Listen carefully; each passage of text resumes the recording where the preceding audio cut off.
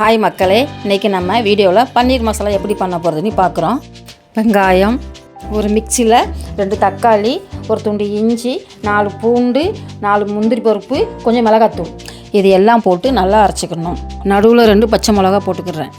ஒரு கடாயை வச்சு கடாயில் கொஞ்சம் பட்டர் போட்டு அதில் கொஞ்சம் மிளகாத்தூள் போட்டு அந்த பன்னீரை உள்ளே போட்டு கொஞ்சம் அப்படியே பிரட்டி எடுத்துங்கன்னு கொஞ்சம் லைட்டாக ஒரு ஸ்பூன் எண்ணெய் ஊற்றி கொஞ்சம் மஞ்சத்தூள் போட்டு அதை நல்லா கிண்டி கொஞ்சம் கிளறி அப்படியே எடுத்து பிளேட்டில் தனியாக வச்சிடணும். அதே கடாயில் எண்ணெய் ஊற்றணும். எண்ணெய் ஊற்றிட்டு 2 பட்டை, 2 கிராம்பு, கொஞ்சம் கல்பாசி போடணும். போட்டுட்டு கரண்டியை வச்சு கிண்டி விட்டுட்டு நம்ம வெட்டி வச்ச வெங்காயத்தை உள்ளே போடணும். போட்டு கொஞ்சம் கிளறணும். வெங்காயம் வேக கொஞ்சம் உப்பு போட்டு கிளறி விட்டுட்டு அதில் கொஞ்சம் கருவேப்பிலை, இஞ்சி பூண்டு போடணும். போட்டு கிளறிட்டு காஷ்மீர் மிளகாத்தூள், சீரகத்தூள், மஞ்சள் தூள், அப்புறம் கரம் மசாலா இதை போட்டு நல்லா கிண்டி கிளறிட்டு நம்ம அரைச்சி வச்ச பேஸ்ட்டை உள்ளே ஊற்றி தேவையான அளவு தண்ணி ஊற்றி கிண்டி கொஞ்சம் சால்ட்டு போடணும். போட்டுட்டு கொஞ்சோண்டு மிளகாத்தூள் போட்டு மூடி வச்சிட வேண்டியதுதான்.